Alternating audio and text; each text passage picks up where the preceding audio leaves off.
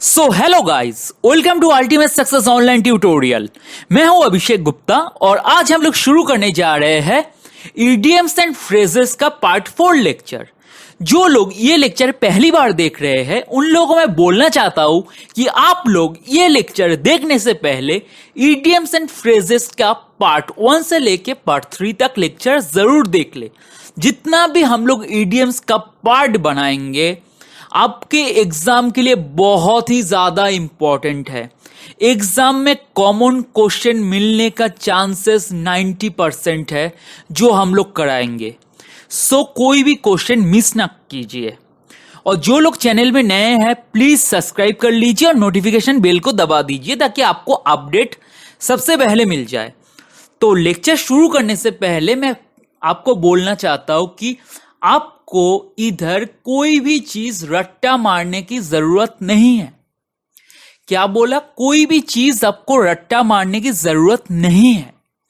आपको बस एक ही चीज करना है, मेरे साथ इमेजिन करना है। आपके दिमाग पे हर एक इडियम्स छप जाएगा, सिर्फ आपको इमेजिन करना है। ठीक है, तो चलिए शुरू करते हैं। तो सबसे पहले क्या है? Cat got your tongue. क्या है? Cat got your tongue. तो इसका मतलब क्या है? When someone has nothing to say or a situation in which someone is finding it hard to say anything in their defense। इसका मतलब क्या है? किसी को कुछ बोलना ही नहीं है, नहीं तो ऐसा कोई सिचुएशन पड़ गया जहां पे लोगों को बोलना बहुत डिफिकल्ट हो रहा है अपने डिफेंस पे। ठीक है, तो इस चीज को आप कैसे याद रखेंगे? Cat got your tongue. अब सोचिए और हमारा ये इमेज को देखिए। अगर कोई आपका जवान, कोई बिल्ली आपका जवान खींच लेता है तो क्या होगा? सोचिए, अगर कोई बिल्ली आपका जवान को खींच लेता है तो आप क्या करेंगे? बोल पाएंगे? नहीं बोल पाएंगे। समझ में आ रहा है? आप लिंक कीजिए। अब सोचिए, ये पिक्चर देख के कोई बिल्ली आपका जवान को खींच लिया, कैट गॉट योर टंग, तो उस हालत में आपका क्या हाल होगा? आपको कुछ बोलने का तो हालत नहीं होगा ना। तो इसका मतलब क्या हो गया? When someone has nothing to say, आप बोलने के हालत में नहीं रहेंगे अगर आपका जवान कोई खींच लेता है। समझ में आ गया? कनेक्ट कर लिए। अब नेक्स्ट देखते हैं। नेक्स्ट है When pigs fly। इसका मतलब क्या होता है? Something that will never happen और इम्पॉसिबल। तो इसको कैसे याद रखना है? अब सोचिए, पिग्स तो आप सबने देखा होगा। पिग्स को हिंदी में क्या बोलते हैं? सुअर। सुअर तो आप सबने देखा होगा। पिग क्या फ्लाई कर सकता है?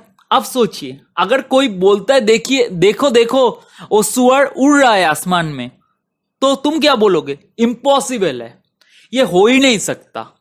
कोई सुअर कभी उड़ ही नहीं सकता, मतलब something that will never happen, impossible. समझ में आ रहा है? तो नेक्स्ट देख लेते हैं। नेक्स्ट क्या है? Fight like cat and dog. इसका मतलब क्या है? Argue jealously and violently all the time. तो इसको याद कैसे रखना है? Fight like cat and dog. कुत्ते बिल्ली क्या करता है? बोलो, कुत्ते बिल्ली क्या करते हैं? सब देखियो, रास्ते में कुत्ते बिल्ली को देखेगा तो भौंक भौंक के बिल्ली के पीछे दौड़ेगा।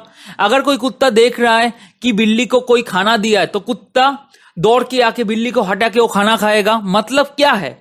जेलसली वायलेंटली हमेशा फाइट करता है। कोई कुत्ता अगर बिल्ली को देखता है लड़ने चले जाता है। समझ में आ गया? तो इससे आप याद कर सकते हैं। अगर कोई आपको बोलता है कि fight like cat and dog, तो आप सीधा सोच लेना कि बिल्ली अगर कोई खाना खा रहा है, कुत्ता उसी वक्त दौड़ के आ जाएगा बिल्ली को भगाने, लड़ना शुरू कर देगा। या बिल्ली बैठा हुआ है, कुत्ता देख लिया, दौड़ के कुत्ता भौंक के आ जाएगा, बिल्ली को हटा देगा। समझ में आ गया? तो नेक्स्ट देख लेते हैं। नेक्स्ट क्या है? तो नेक्स्ट क्या है हमारा? Dog days. डॉग डेज का मतलब क्या होता है? Hottest days of summer. इसको आपको कैसे याद रखना है? अब इसके लिए आपको थोड़ा मेरे साथ इमेजिन करना पड़ेगा।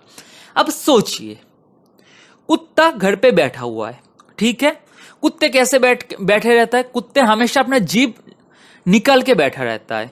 तो जब जीभ निकल के बैठा रहता है, उसकी जीभ से हमेशा सलाइवा जो है उसका टपकते रहता है। वो क्यों टपकता है? एक तरह से वो कुत्ते का क्या होता है, पसीना होता है। जब उसको बहुत गर्मी लगता है तो उसका पसीना जीभ से निकलता है, सलाइवा जो है जीभ से निकलता रहता है।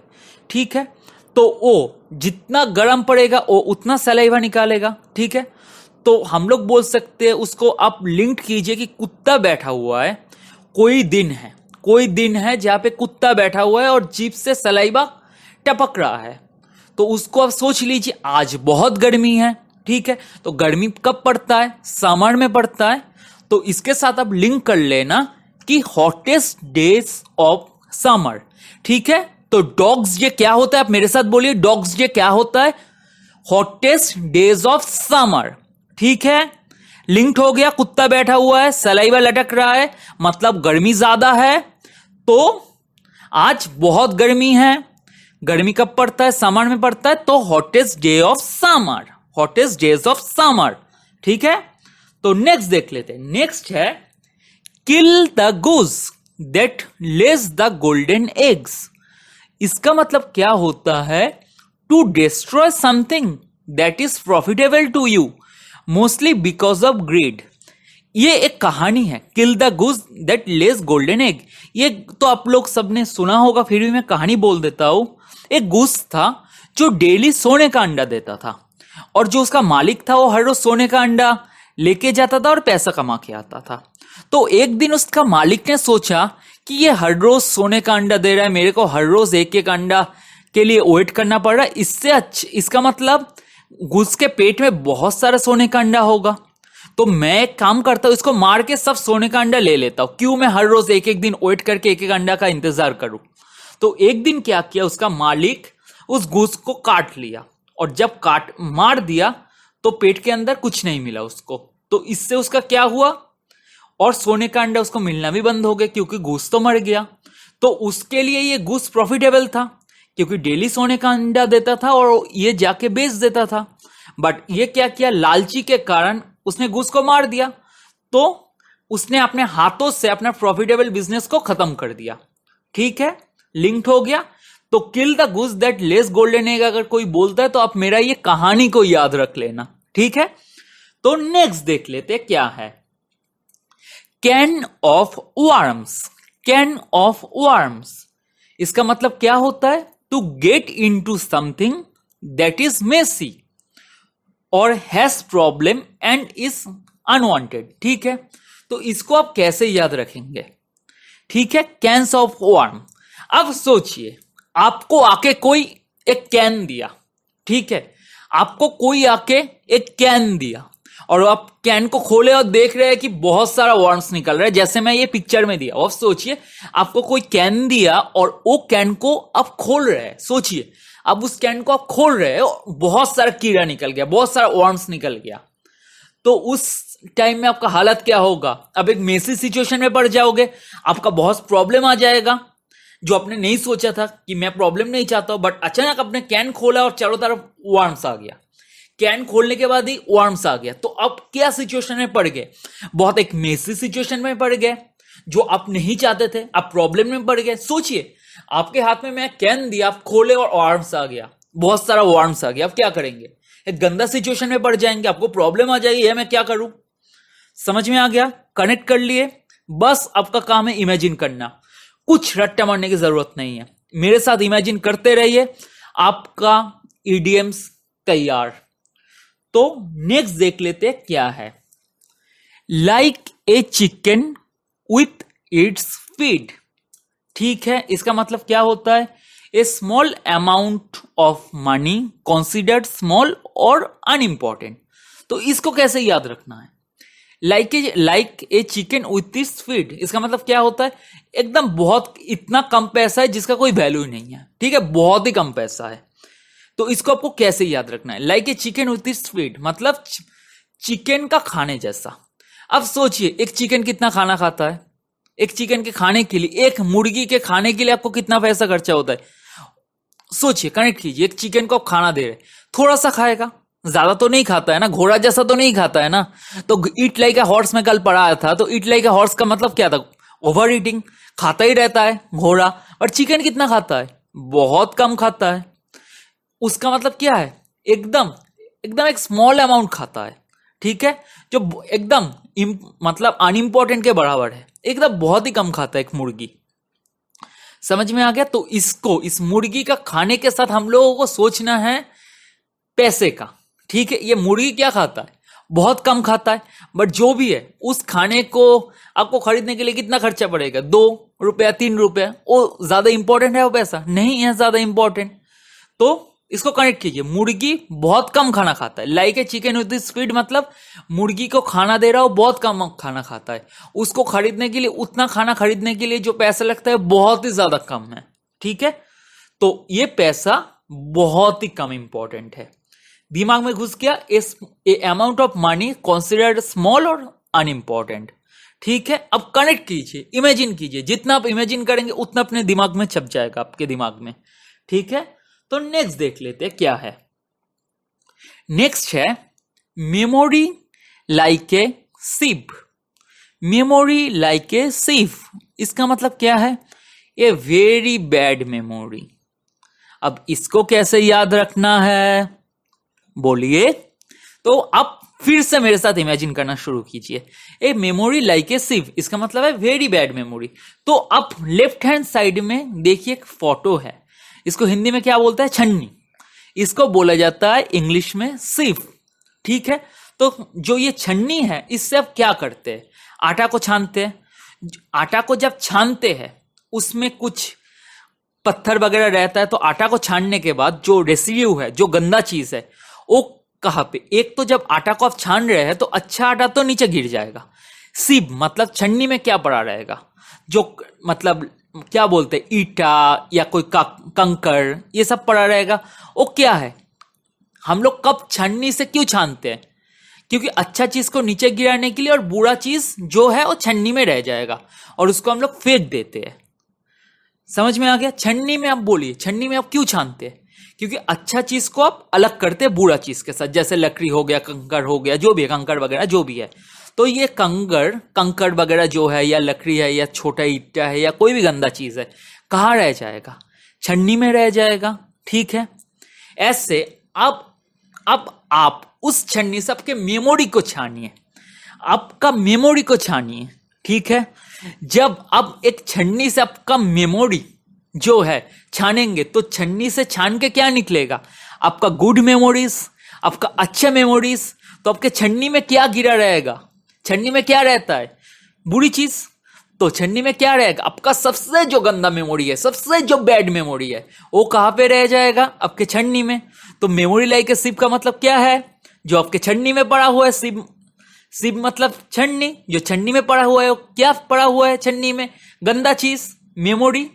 मेमोरी का क्या? गंदा चीज पड़ा हुआ है, तो क्या होगा? ए वेरी बैड मेमोरी, ठीक है। समझ में आ गया? तो नेक्स्ट देख लेते हैं क्या है। नेक्स्ट है heart goes out to. Heart goes out to, इसका मतलब क्या है? To feel sympathy for someone when they are distressed. मतलब क्या है? कि बहुत सिंपैथी फील करना किसी के लिए। कभी कभी आप सोचिए, हार्ट गोज आउट टू, अब सोचिए आपका दिल कब खोल के बाहर आ जाएगा? जब आपको किसी के लिए बुरा लगेगा, कोई गरीब इंसान बैठा हुआ है, उसको खाना नहीं मिल रहा है, बहुत तकलीफ से गुजर रहा है, तब आपका क्या होगा? दिल खोल के बाहर आ जाएगा। बोलिए, आपका दिल खोल के कब बाहर आएगा? जब आप किसी को बहुत दुख में देखेंगे, कोई दर्द में देखेंगे, किसी को तकलीफ में देखेंगे, तो आपका दिल भी रो पड़ेगा। आपको लगेगा कि आपका दिल खोल के अंदर से बाहर आ रहा है, आपका हार्ट निकल के बाहर आ रहा है। तो कब आता है? जब आप किसी के लिए बहुत सिंपैथी फील करते हैं, बहुत बुरा लगता है, बहुत मतलब इतना तकलीफ हो रहा है उसके जिंदगी में। समझ में आया? कनेक्ट कर लिए? तो हार्ट गोज आउट का मतलब समझ में आ गया। To feel sympathy for someone when they are distressed, ठीक है। तो नेक्स्ट देख लेते हैं, नेक्स्ट क्या है। नेक्स्ट है वेट बिहाइंड द ईयर्स। इसका मतलब क्या है? इमेच्योर और इनएक्सपीरियंस्ड। ठीक है, विट बिहाइंड द ईयर्स, मतलब आपके कान के पीछे आप सोचिए भीग गया है। आपके कान के पीछे कैसे भीगेगा? जब आपका पसीना आएगा। सोचिए, इसको आपको अगर रट्टा नहीं मारना है तो इमेजिन करना पड़ेगा। तो इमेजिन मेरे साथ कीजिए। सोचिए आपके कान के पीछे भीगा हुआ है। कब भीगेगा? जब आपका पसीना निकलेगा। पसीना क्या है? सबसे पहले जो पसीना निकल रहा है वो क्या है? नया पसीना निकल रहा है। आपके अंदर से जो निकल रहा है वो क्या है? नया पसीना निकल रहा है। वो पसीना पहली बार दुनिया को देख रहा है, मतलब वो क्या है? इनएक्सपीरियंस्ड है। कोई भी चीज पहली बार दुनिया में आ रहा है वो क्या होता है? इनएक्सपीरियंस्ड है, इमैच्योर है, क्योंकि वो पहली बार दुनिया में आ रहा है। ऐसे आपके कान के पीछे से जब पहली बार पसीना निकल रहा है, कब आपके कान के पीछे भीग जाएगा? जब उससे पसीना निकलेगा। जब पहली बार कोई पसीना निकल रहा है, सोचिए वो क्या है? पहली बार कोई चीज दुनिया में आ रहा है वो क्या है? इनएक्सपीरियंस्ड है, इमैच्योर है। कनेक्ट कर लिए? आई होप आपको ये लेक्चर अच्छा लगा होगा। अगर लेक्चर अच्छा लगे तो लाइक कीजिए, दोस्तों के साथ शेयर कीजिए और प्लीज कमेंट कीजिए। एक एक लेक्चर बनाने में हमें बहुत टाइम लगता है और आप लोगों के लिए हम लोग लेक्चर बनाते हैं, तो एटलीस्ट एक लाइक तो बनता है। तो प्लीज लाइक कीजिए, प्लीज लाइक कीजिए और सब्सक्राइब कर लीजिए। जितना भी क्वेश्चंस हम लोग करा रहे हैं मिस मत कीजिए। इतना बोल सकता हूं कि कॉमन आने का चांसेस 90% छोड़िए 95% चांसेस है कॉमन आने का। ठीक है, तो मिस अपने रिस्क में कीजिए, मैं बोलूंगा। ठीक है, तो चलिए ये लेक्चर हम लोग इधर ही खत्म करते हैं। तो bye friends, all the best.